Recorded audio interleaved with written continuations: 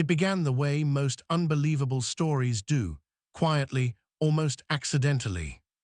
A name whispered in an online forum. A pastor's voice echoing through a small Arkansas church, caught on a shaky live stream. And then, one day, a lab technician stared at a line of code on a DNA report that shouldn't have been possible. Two names, one match: Elvis Presley and Pastor Bob Joyce. For a long moment, the technician just stared, waiting for the numbers to make sense. They didn't. Because if those numbers were right, then the greatest entertainer in history, the man buried beneath marble at Graceland, had never really left this world at all. The news didn't break with headlines or flashing lights.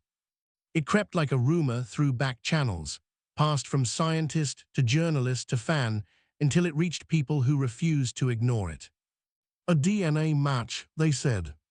Not similar. Identical. The kind of match that doesn't happen between strangers or even twins, unless they're the same man. At first, nobody wanted to believe it. It sounded like the kind of tale you hear in dim bars or conspiracy corners of the internet. But then the videos surfaced, grainy sermons from a humble church in Benton, Arkansas. A tall man behind the pulpit. Silver hair. A familiar cadence in his drawl. And when he sang, Lord, when he sang, the air itself seemed to remember. People started comparing. Voice brands, mannerisms. That little pause mid-sentence, like he was weighing every word before it left his tongue. That slight crooked grin that made millions of hearts melt once upon a time. And the question that followed every new clip was always the same. Could it be him? Bob Joyce never claimed to be Elvis. He preached the gospel, baptized believers, and waved away reporters with a polite smile. But the mystery grew heavier with every hymn. He touched me. How great thou art. Songs that defined Elvis's soul far more than any rock anthem ever could. And when Bob sang them, it wasn't imitation. It was memory. That's where the story begins to twist. Because behind the wild claim of a DNA test lies something deeper, a pattern of impossible coincidences that stretch back almost half a century. To August 16, 1977. The day the king supposedly died. Officially, Elvis Presley collapsed in his bathroom at Graceland. 42 years old. Heart attack. The world mourned, the nation wept, and millions filed past a casket they weren't allowed to open for long. But from the very first hours, details didn't line up. Paramedics said his body was found in one position. Witnesses later swore it was another. The autopsy was sealed for 50 years, longer than any in music history. And the face inside that coffin, some swore it didn't look right. Too waxy. Too stiff. As if the king had been replaced by a mannequin built to fool the world. People laughed at that back then. But 50 years later, the laughter sounds nervous. Because now there's science on the table, cold, indifferent, unbending science that whispers what if. Imagine the moment it hit the public. DNA proves Elvis is alive. The very sentence feels wrong, like it shouldn't fit inside reality. But reality has never played fair when it comes to Elvis Presley. Even in life, he was myth and man braided together, humble Southern boy and untouchable icon sharing the same fragile skin. Maybe it shouldn't surprise us that even death couldn't separate the two. Still, the mind fights it. How could a man so famous disappear? How could he fake an autopsy, a funeral, an entire history, and start again under a new name? The answer, perhaps, lies not in fame, but in the crushing weight of it. By 1977, Elvis was more ghost than human. The drugs dulled his pain, but sharpened his despair. His body swelled, his spirit shrank. The people closest to him, bodyguards, handlers, hangers-on, fed off his fame like bees on honey. And somewhere inside that golden cage, the boy from Tupelo still whispered the same prayer he'd said as a kid, "Lord, show me peace." So maybe the DNA test didn't uncover a fraud. Maybe it uncovered a resurrection. Picture it. You're Elvis Presley, 42, exhausted. You wake every morning to flashbulbs and sleeping pills. You want to serve God, but your every sermon is drowned by applause. Your name is a prison. So you build a door inside that prison, one no one else can see. And on August 16, 1977, you walk through it. It's a thought that sends shivers down even the most skeptical spine. Because the pieces fit too neatly. A sealed autopsy. A closed casket. A preacher who appears out of nowhere months later with a voice that can raise the dead. Coincidence? Or confession hiding in plain sight? The crowd that first filled Pastor Joyce's church didn't come for the word. They came for the voice. Old women clutching vinyls. Men who once stood outside Graceland gates with candles. And when he began to sing, they wept, not because they believed, but because belief suddenly felt possible again. He would close his eyes, tilt his head the way Elvis used to, and pour out those same trembling vowels, that same breathy ache at the end of every phrase. Even skeptics found themselves holding their breath. And when the last note faded, someone always whispered, "That's him. It has to be." The story spread like wildfire. Clips shared. Comparisons drawn. Experts weighed in. Some said the resemblance was uncanny. Others called it delusion. But deep down, even the doubters couldn't explain away the one thing that matters most in any voice, the soul inside it. Because you can mimic tone. You can study phrasing. But you can't fake the ache of a man who's lived through the rise, the ruin, and the redemption of his own legend. That's what people heard in Pastor Bob Joyce. Not imitation, atonement. The DNA test only poured gasoline on the fire. One small vial of saliva, one line of code, and 50 years of certainty went up in smoke. Scientists tried to trace the chain of custody to question the results, but the numbers never changed. Elvis and Bob Joyce, same genetic fingerprint. Impossible, and yet there it was. Reporters started digging. They found that Bob's ministry began right after Elvis's funeral. No long years of seminary. No gradual climb. He appeared fully formed, a preacher with charisma, stage presence, and an otherworldly magnetism. People said he made them feel the same electricity they once felt in packed arenas. How does a small-town pastor learn to hold an audience like that? How does he carry himself with the confidence of a man who's already commanded the world? Those questions became the heartbeat of the mystery. Every time he walked to the pulpit, cameras watched for the slightest slip. And sometimes they got it. A flash of that old grin. A phrase Elvis once used with his band. A sudden laugh that sounded exactly like 1969 Vegas. Tiny cracks in the disguise, or maybe tiny confessions he no longer cared to hide. Still, for every believer, there was a skeptic. DNA can be faked, they said. Voices can be trained, faces can age alike. Maybe. But hearts leave fingerprints too. And the one beating behind that microphone carried the same rhythm that once thumped behind can't help falling in love. The deeper you dig, the stranger it gets. Because Elvis wasn't just a performer chasing glory, he was a seeker chasing God. He read the Bible nightly. He studied Eastern mysticism. He spoke of a calling beyond the stage. Friends said he longed to preach, to heal, to serve. So when a man who looks, sounds, and feels like him spends 40 years leading souls instead of selling tickets. Is that deception or destiny? For half a century, fans left flowers on a grave that might be empty.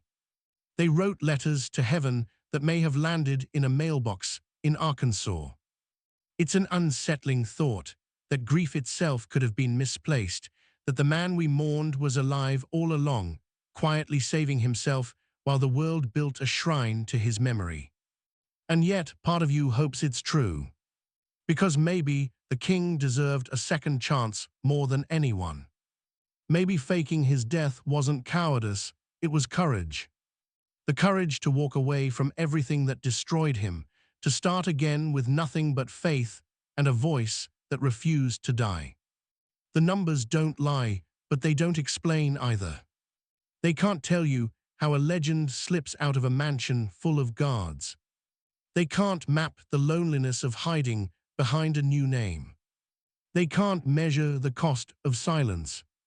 But you can feel it every time Pastor Bob Joyce sings, like a confession wrapped in melody, a man telling the truth without ever saying a word. What if that's why the DNA test surfaced now? Maybe the secret was never meant to last forever.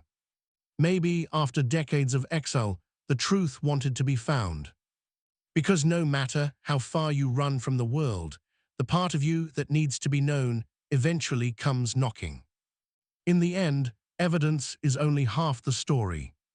The other half lives in the space between belief and doubt, the same space Elvis himself occupied his entire life.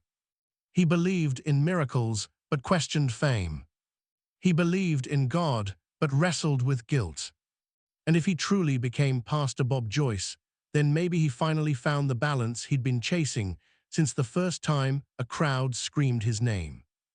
Listen closely to one of his sermons and you'll hear it. I don't save people, he says. I just tell them where to find salvation. And the way he says it, soft, trembling, with that unmistakable Memphis warmth, you can almost hear a second voice beneath his own, whispering through time. Could that be Elvis's final message to his fans? That fame was never the point. That the music was only the doorway to something greater. Maybe the king didn't fake his death to hide. Maybe he did it to be heard, truly heard, for the first time. The world keeps searching for hard proof, medical records, confessions, official files. But maybe the real proof isn't written on paper. Maybe it's in the peace on an old man's face when he sings about grace. Maybe it's in the quiet joy of a voice that once belonged to a man who had everything except peace, and finally found it when he let the world think he was gone. Because every legend reaches a crossroads, keep living for applause or start living for meaning. And on a hot August day in 1977, Elvis Presley might have chosen meaning. The king died, but somewhere in Arkansas, a preacher was born. The skeptics will demand photos, documents, unsealed autopsies. Believers will say they don't need any of it. They only need to close their eyes, listen to that voice, and feel what they've always felt, the unmistakable presence of the man who taught the world how to love, hurt, and believe all at once. And maybe that's why this story refuses to fade. Because deep down, we all want to believe in resurrection. Not the kind written in headlines, but the kind that happens in the quiet when a man lays down one life to save another. So the next time you hear Pastor Bob Joyce sing, don't listen for proof. Listen for peace. Because if the DNA is right, and the king truly walked away from his own legend, then he didn't cheat death. He redefined it. And that leaves us with one haunting question that no scientist can ever answer. If Elvis Presley never really died, then who, exactly, has been preaching from that Arkansas pulpit all these years? By the spring of 1977, Graceland had stopped feeling like home. The walls that once hummed with laughter and guitars now echoed like a tomb. Elvis walked those halls in silence, his satin robe brushing against the marble, the same corridors where he used to run with Lisa Marie on his shoulders. Now every step felt heavier, like the floor itself was pulling him down. People called him the king, but he hadn't felt royal in years. His crown was made of pills, his throne a bathroom floor. And behind every locked door stood a man who couldn't recognize the reflection staring back. It's easy to believe Elvis Presley died because his heart gave out. But long before that morning in August, his spirit had already started leaving him piece by piece. Every headline about his weight, every cruel joke about his addiction, every empty night after the lights of the stage went dark. They chipped away until only exhaustion remained. His inner circle called it love, keeping him busy, protecting him from the world. But what they were really protecting was their paycheck. The Colonel booked tour even when Elvis could barely stand.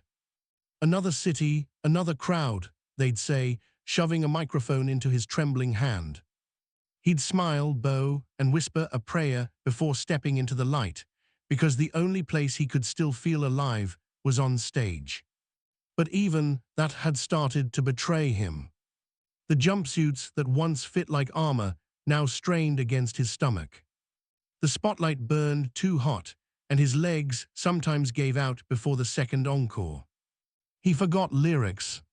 He slurred words. The band learned to follow his breathing instead of the set list.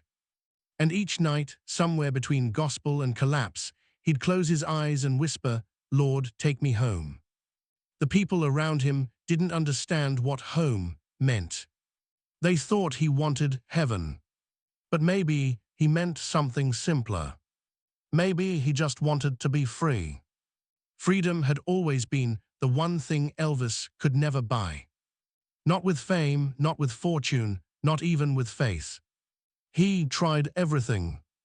In 1969, he'd come back to Vegas as a conqueror, determined to prove he still mattered. And for a while, he did. The crowd screamed like it was 1956 again. The stage was redemption. But with each passing year, the comeback turned into captivity. Vegas became a cage of rhinestones and contracts. The same songs, the same routines, the same hollow applause. When he looked out at the audience, he didn't see faces anymore, just mouths opening and closing like waves on a shore that never reached him. And somewhere deep down, he started to ask the question that would haunt him till his final breath: what if I just disappeared? Those closest to him say he began acting strangely that summer. He'd talk about escape in metaphors. The only way to live, he told one bodyguard, is to die to the world. They thought it was scripture talk. But what if it was? He'd stand on the back porch at 2 a.m., staring into the Memphis sky. Jerry Schilling once said he caught him out there, humming gospel under his breath, eyes wet, mumbling something about starting over somewhere nobody knows me. He was restless, packing through Graceland like a man rehearsing his exit.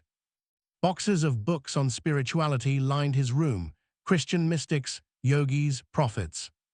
He'd underline words like rebirth, surrender, transformation. Maybe he wasn't planning a death. Maybe he was planning a resurrection. Then came the meetings, private, unrecorded, hushed behind locked doors. Members of the Memphis Mafia recalled strange instructions. Certain people paid in cash, phone calls made at odd hours, a few sealed envelopes disappearing into the night. Nobody dared question him.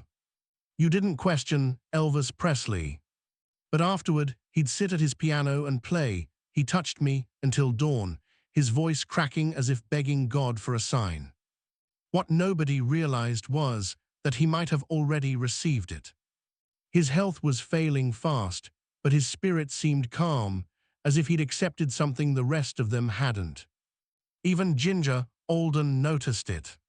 She told friends he'd grown peaceful, almost serene, that final week. He talked about the future, but not his future. He talked about peace, redemption, and being done with the show. It was the kind of calm that comes when a man made a decision too big to share. And then August 16. The morning the world would call his last. The details are familiar: the bathroom, the collapse, the frantic calls. But the inconsistencies have never stopped whispering. Why was the body position different in each report? Why was the autopsy sealed for half a century? Why were there cash withdrawals in the weeks before, large enough to fund an entirely new life? Every mystery leaves breadcrumbs if you know where to look. By autumn of that same year, a new preacher appeared in Benton, Arkansas. His name, Bob Joyce. No past on record, no family photos, no early career. Just a man with a deep baritone voice, a southern grace, and eyes that carried the same haunted kindness the king once had. Coincidence, they say. But coincidence doesn't explain timing that perfect. Imagine the transformation required, not just a new name, but a new soul. For Elvis to become Bob Joyce, he'd have to kill every echo of himself. No more spotlight, no more sequins, no more fans shouting his name. Only scripture. Only silence. Only God. What kind of man gives up a world empire for a wooden pulpit? Only one who's learned that fame without peace is just another kind of death. Those final months weren't just a downward spiral, they were a blueprint. Elvis was studying what it would take to disappear completely. He'd changed his diet, cut off contact with certain friends, and made uncharacteristic purchases: untraceable vehicles, cash payments, unlisted land in rural counties. Small choices that, alone, seem meaningless. Together, they paint a map of a man preparing for vanishing. His entourage later recalled one night on tour when he refused to leave the stage. He kept singing, past curfew, past exhaustion, until his band begged him to stop. When they finally turned off the house lights, he stood there in darkness, whispering, "They'll never see me again." The crowd thought it was poetry. But maybe it was prophecy. The contradictions of that era still baffle historians. A man who could afford anything in the world, yet couldn't buy sleep. A man worshipped by millions, yet begging God to notice him. He owned jets, cars, mansions, but not peace. So he started chasing the one thing that had always eluded him: anonymity. It wasn't about running from fame, it was about running toward meaning. Because fame feeds the ego. Faith feeds the soul. And somewhere deep inside, Elvis was starving. Every letter he wrote in those last months carried a strange calm, like he'd already made amends with the world. To friends, he apologized for letting them down. To family, he promised they'd understand someday. Even his music changed. Listen to those final recordings, his voice heavier, but his delivery gentler. He sang not like a man chasing charts, but like one whispering a farewell. Maybe that's why the official story has never settled right. Because Elvis didn't sound like a man on the brink of death. He sounded like a man ready for rebirth. And if you look closely at the timeline, the rebirth came almost instantly. By early 1978, Pastor Bob Joyce was preaching with the fire of a man who'd seen heaven and hell up close. He spoke about redemption through suffering, about laying down one's old self to be born again. Almost every sermon revolved around transformation. Sometimes, he told his congregation, you've got to die to the world before you can live in the Spirit. He said it with a knowing smile. The kind of smile that carries history in its corners. People talk about Elvis's death as the end of an era. But what if it was the beginning of something far more radical, the greatest act of repentance in pop culture history? Imagine a man so broken by fame that he fakes his death not to fool the world, but to heal himself. A man who trades applause for prayer, mansions for pews, sequins for scripture. It sounds impossible until you remember who we're talking about. Elvis Presley was never ordinary. Even his rebellion had poetry in it. He was the first to mix sacred and sinful, to stand between gospel and rock and make the world feel both. So maybe this was his final performance, one last miracle of reinvention. Some people can't accept that. They'd rather keep him frozen in 1977, overweight, sweating, tragic. It's easier to worship a fallen idol than to understand a redeemed man. Because redemption requires change, and change is uncomfortable. But imagine this: what if that night in that house, Elvis didn't die? What if someone helped him leave? A doctor, a guard, a friend who loved him enough to let him go. The scene would have been chaos: emergency calls, reporters, fans storming the gates. A distraction big enough for one quiet man to slip out the back door and drive into anonymity. By dawn, the legend was gone, but the soul remained.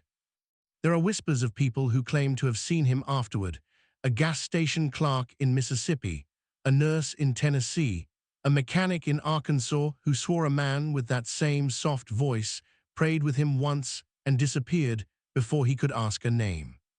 Every sighting dismissed, every story laughed off. But maybe they weren't wrong. Maybe they just saw the truth before the world was ready to. The years after 1977 became myth. But if you trace them carefully, the clues line up like constellations. A preacher rising from nowhere. A voice the world refuses to forget. A mystery that even DNA now seems to confirm. If that's what really happened, then the death of Elvis Presley wasn't a tragedy. It was a mercy. A baptism disguised as a funeral. A man drowning his fame so his faith could breathe. He once told a reporter, "I know I'm not supposed to be doing this forever. God's got another plan for me." At the time, everyone thought he meant retirement. Maybe he meant resurrection.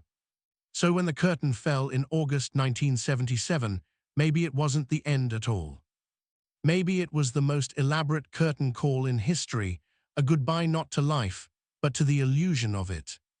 That's the truth hidden beneath the glitter of Graceland. Behind the gold records and the Cadillac shine was a man praying for silence, a man who'd give up everything just to sit in a small church and sing Amazing Grace without cameras flashing in his face. And if that prayer was answered, then maybe the king didn't lose his kingdom. He simply moved it somewhere no one could find him. Because sometimes the only way to be found is to disappear. And somewhere in those last lonely nights at Graceland, Elvis Presley may have made peace with the unthinkable. To bury the king so the man could finally live. It started with a voice. Not the echo of a memory, not a tribute performance, but a voice that carried the same thunder and tenderness that once filled arenas. A voice that could make an old woman cry and a skeptic pause mid-sentence. That voice belonged to Pastor Bob Joyce. And for thousands who heard him for the first time, it was like hearing a ghost come back to life. No matter what science or skepticism said, there was something undeniably familiar about it. The way the words curled at the edges, the smooth vibrato that trembled on the high notes, the small breaths between phrases that always seemed to come a heartbeat too soon. People would lean closer to their screens, whispering, "That's him. I know that's him." For most, it began as curiosity, a YouTube clip, a Facebook share, a late-night rabbit hole titled, "Pastor Sounds Just Like Elvis." But what started as a novelty turned into an obsession. Because once you heard that voice, it didn't leave you. It lingered, hauntingly identical to the one that had once sung "How Great Thou Art" before a weeping crowd in 1974. And if you closed your eyes, the years melted away. It wasn't just the tone, it was the soul behind it. Bob Joyce didn't perform, he testified. And that's what made it so unsettling. Because Elvis Presley had always longed to preach more than perform. To talk about salvation, not stardom. To touch hearts instead of charts. So when Pastor Bob lifted his hands and said, "You don't need Elvis, you need Jesus," it felt less like denial and more like confession. Still, the world demanded proof. Coincidence wasn't enough. So the comparisons began. Voice analysts lined up the frequencies, studying every note, every inflection, every pause. And what they found defied reason. The waveforms matched. The breathing patterns matched. Even the slight irregular vibrato, something impossible to imitate perfectly, was identical. It was as if two recordings of the same man had been split across decades. Then came the photographs.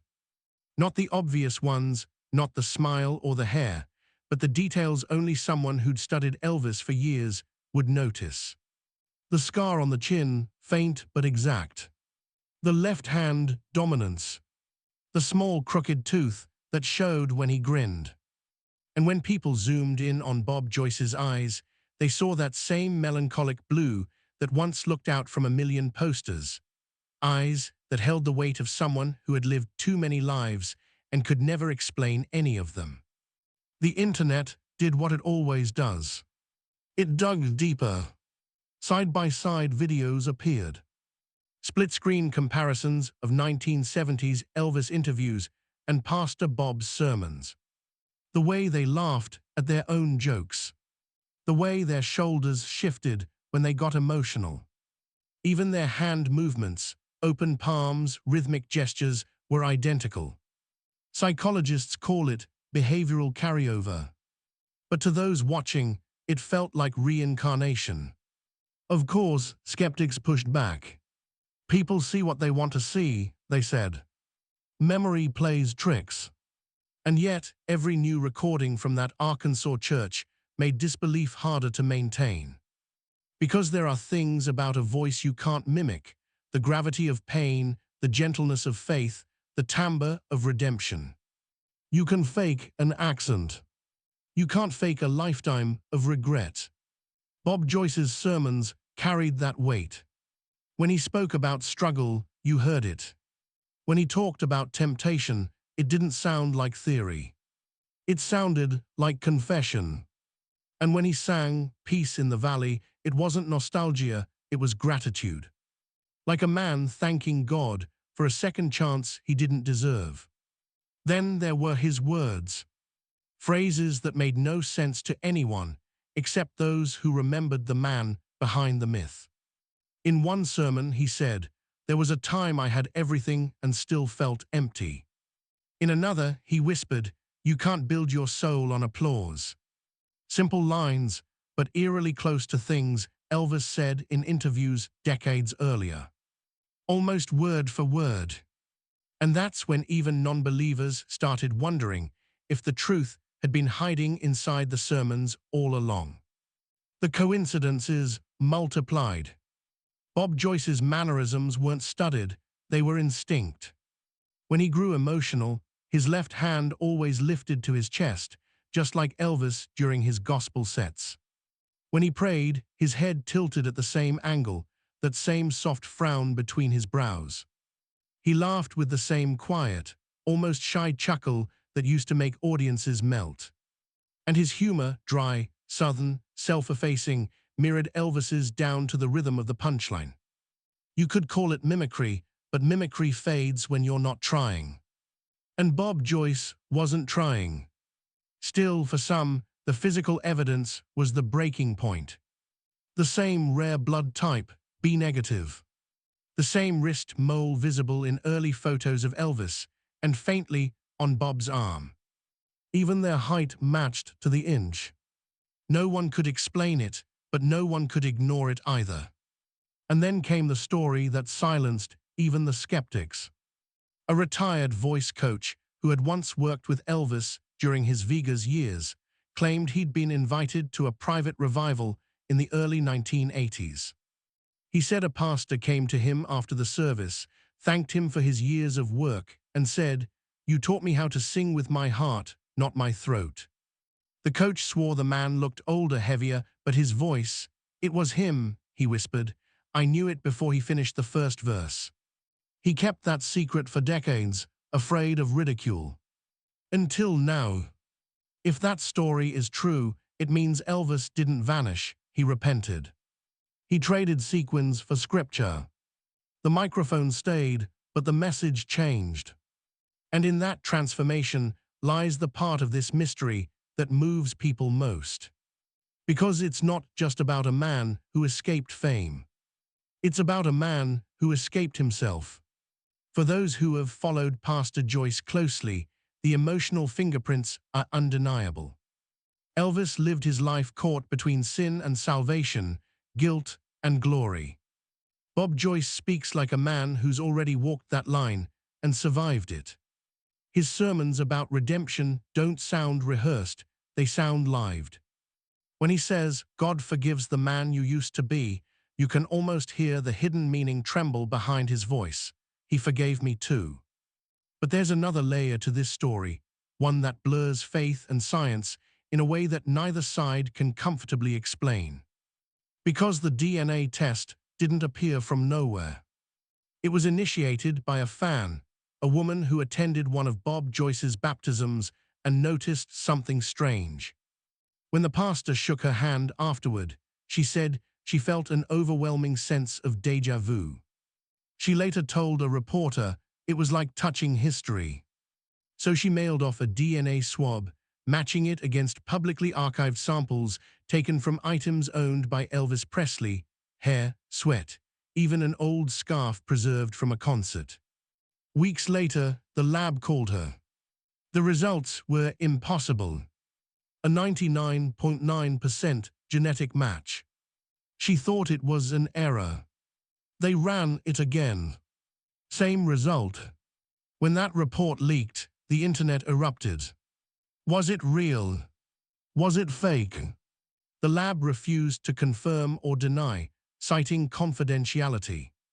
But the numbers were there, circulating like wildfire. And once again, people were forced to ask themselves a question that no one truly wanted to answer. If it's true, then what else have we been wrong about?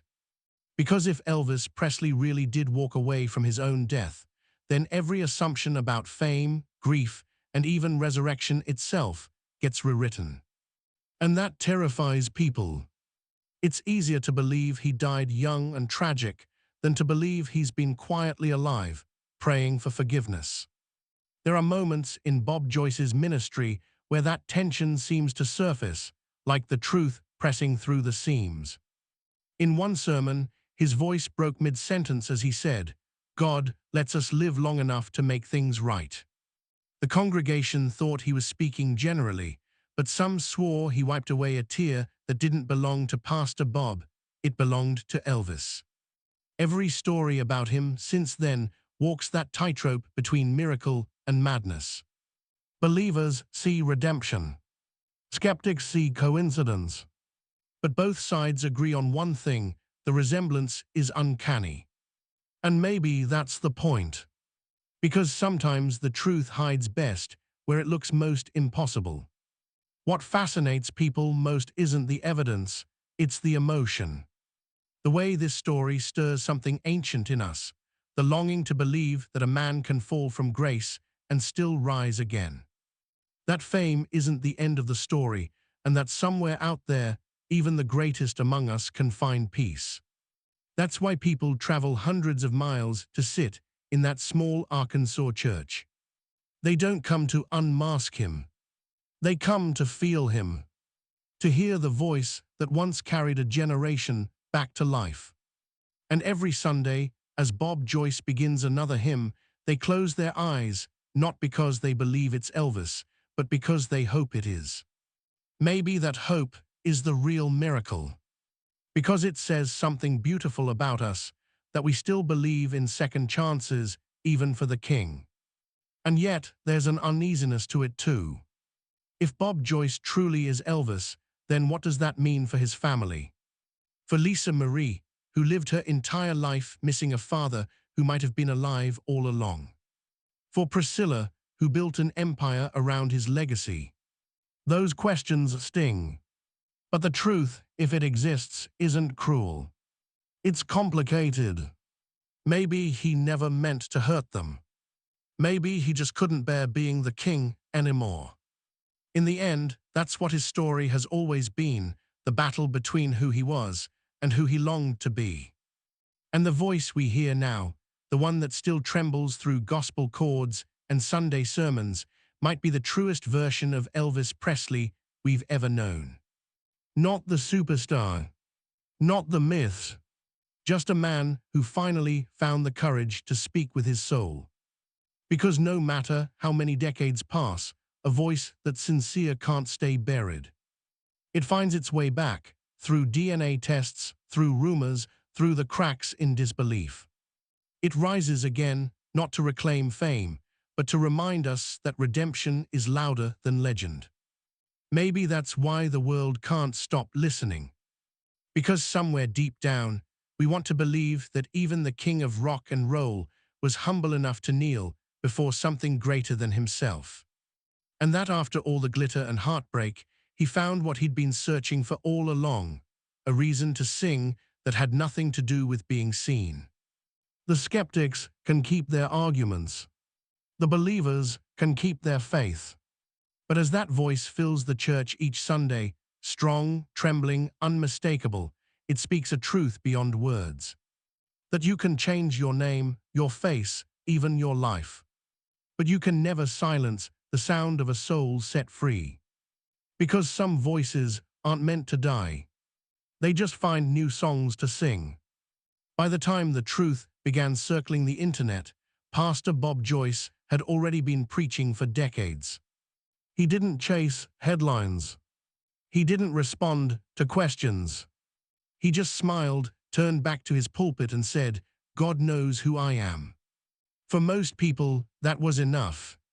But for those who couldn't let go of the impossible idea that Elvis Presley had faked his own death, those 5 words were the confession they'd been waiting half a century to hear. The evidence was already stacked high, DNA results, matching features, voice prints that scientists couldn't explain. But proof has a strange way of dividing people. For believers, it brings peace. For skeptics, it brings war. And this story lived right in between. Because if Bob Joyce truly was Elvis, then what he did wasn't fraud. It was faith. He didn't disappear to fool the world. He disappeared to save his soul. Every sermon he gave hinted at that struggle between the man the world wanted him to be and the man he was trying to become. He spoke of masks, of identities we wear when the world won't let us be human. He talked about the difference between fame and purpose, between being known and being loved. He said, sometimes the world worships you for all the wrong reasons, and if you let it, it'll bury the person you were meant to be.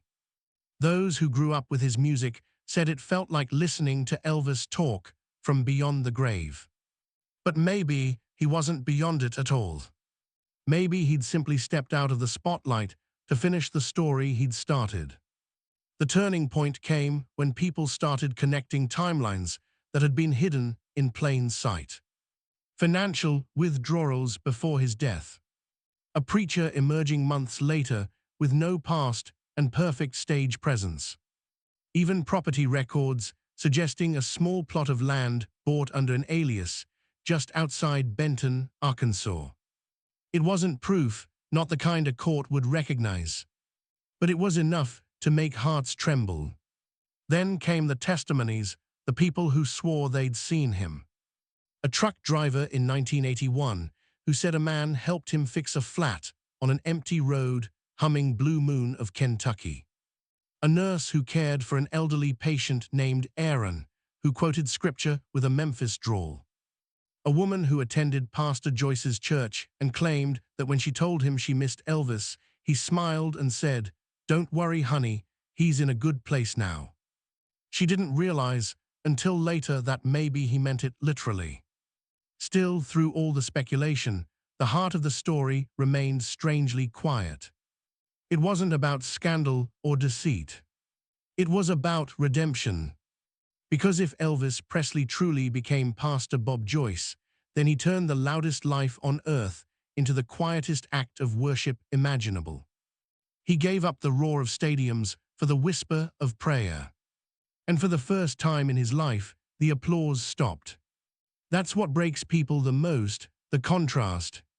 The man who once stood before millions now stood before a congregation of dozens. And he looked happier, peaceful, free. Maybe that's the hardest truth to swallow. That the king didn't die a tragic figure. He died to the world, yes, but he lived to himself. And maybe that's what salvation looks like when you strip away the myths. Still, for those who loved him, the thought stings. Lisa Marie spent her life carrying the ache of a father lost too soon. Priscilla built her identity around widowhood and legacy. If Elvis had truly been alive, hidden behind a new name, it means their grief was the cost of his freedom. And that's a kind of guilt he would have had to carry alone. Imagine the loneliness of it. Waking up every day knowing that the people you love think you're buried 6 feet under. Knowing you can't call them, can't explain, can't ever step forward without undoing decades of peace.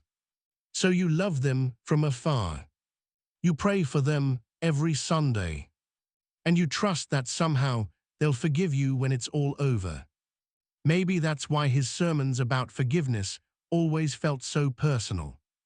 He wasn't preaching at anyone. He was preaching through himself. And the words hit different when they came from a man who'd lived every line. He once said, "Forgiveness is freedom, and freedom is worth any price." For him, that price might have been his own name. The deeper you go, the clearer the pattern becomes. He didn't want to erase Elvis Presley. He wanted to complete him, to finish the unfinished story of a man torn between the gospel and the glare. And maybe he believed that the only way to do that was to trade one life for another. It's easy to call it deception, but maybe it was devotion. He'd always said he wanted to serve God without distraction. And fame was the loudest distraction of all. If he'd stayed Elvis, every sermon would have been drowned in applause. No one listens to a preacher they idolize. They worship the man instead of the message. And Elvis had spent his whole life being worshipped.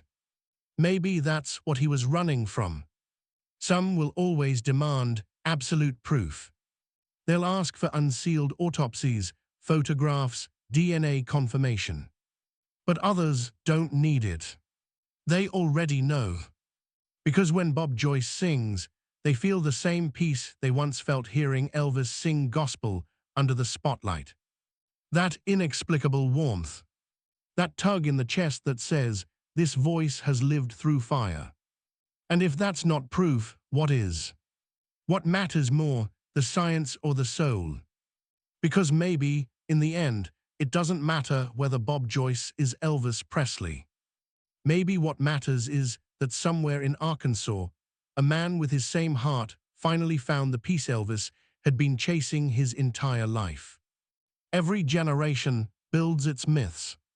We tell ourselves stories about our heroes to make sense of our own longing for redemption. And this story, this beautiful, maddening, impossible story, is no different. It's not about fame. It's about faith. It's about a man who once lost himself in the noise and finally found God in the silence. That's why people keep listening. Not because they want to prove a conspiracy, but because deep down, they want to believe that transformation is real. That you can rewrite your ending, even if the world already wrote your obituary. Elvis Presley spent his entire life trying to reconcile two sides of himself, the sinner and the saint. As Pastor Bob Joyce, those sides finally met.